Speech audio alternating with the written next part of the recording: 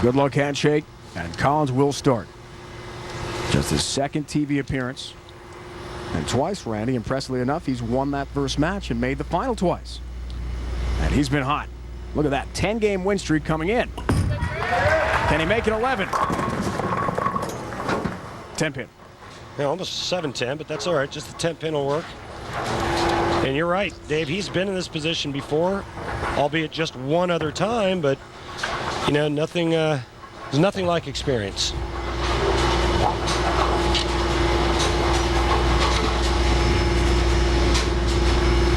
With the close members of his family here watching in person. Collins has a 10-pin, and as we've seen very clearly, he and his brother Chip are very much identical. In fact, Chip has been asked for Chris's autograph before at tour stops. Chris, great job making the show. Could I have your autograph? Well, it's actually Chip. The glasses give him away, though, Dave. So here are some couple characters. Walter Ray start. Perfect. Is he going to have to make adjustments, Randy, as the lanes break down here? Well, it looked like he had a little bit of early hook on the left lane.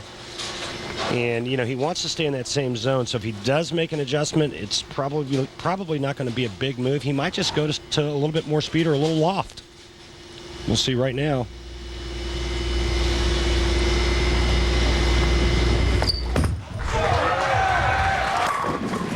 No loft in that shot. Wow, talk about crunching all 10 down to the pit.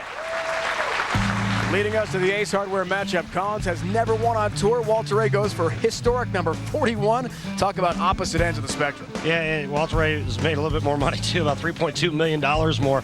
But it's all about history today.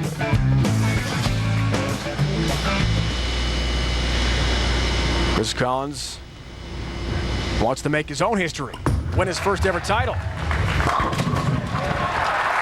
Chris, relatively new to the tours we talked about. He's been bowling in other events for many years. We talked about his pro tennis years as well.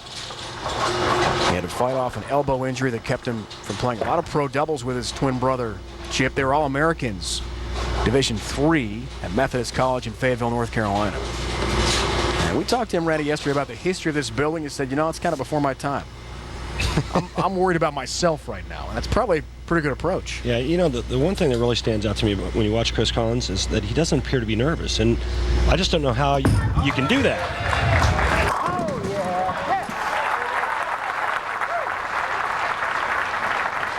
yeah. I don't know how you can bowl under this type of pressure in this situation and not be a little nervous. And he just doesn't appear. He just looks like he's out there having fun. Maybe that's the right mindset. Other finishers, round of 32 on bottom of your screen.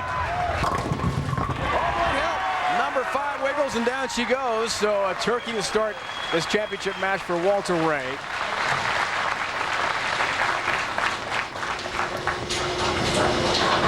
He's won a title 12 straight years. If he gets to 13, he'd be one shy of Earl's record of 14 consecutive years. With at least one title under his belt. Last time he didn't win a championship on tour, 92. He made a then career low 4 TV appearances and lookout. It just didn't grab the oil. And it's way light. As he leaves the washout. Just a bad shot. Walter Ray just made a bad shot. You got it too far right. You're going right to left on this pattern. You know the last thing you cannot do playing outside on this shark pattern is make a mistake to the right. Covers! Well, maybe that's the big difference between last year and this. We saw the highlights of the 4 TV shows after Cleveland, where he won number 40.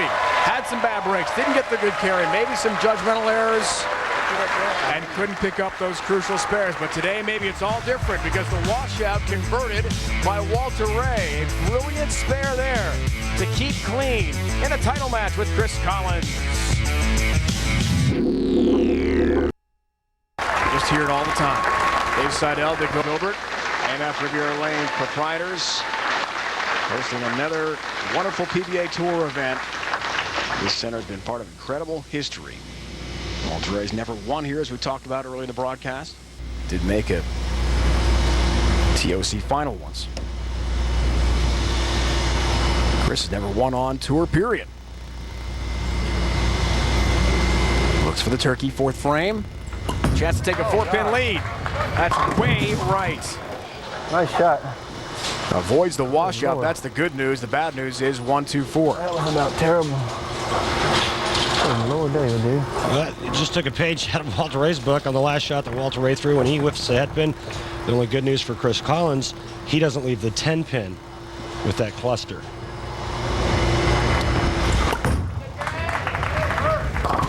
Does cover nicely, but breaks his strike streak, and it keeps this match very close. Chris told us last night, what better way to win your first title than against the legend? He knew there was a possibility that he'd take on Walter Ray for the title, and that has come to fruition today.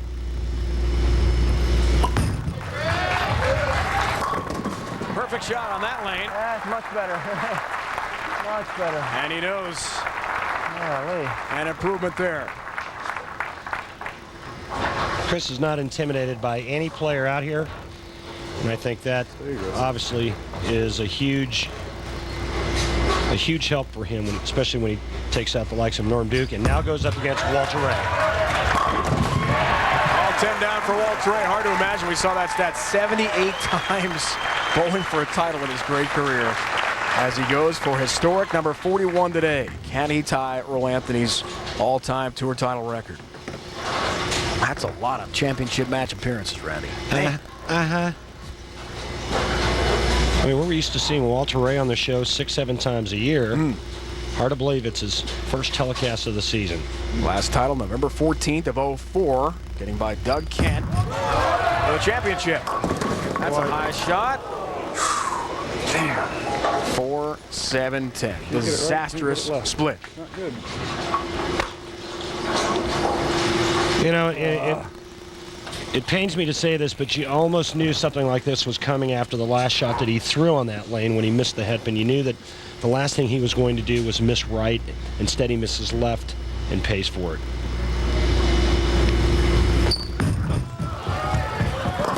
Almost gets the conversion, but leaves the 10-pin. It's an open frame. In the 6th, we'll see if Chris Collins now can Not good. put the hammer down. Walter Ray knows it's not good indeed. He's got a chance.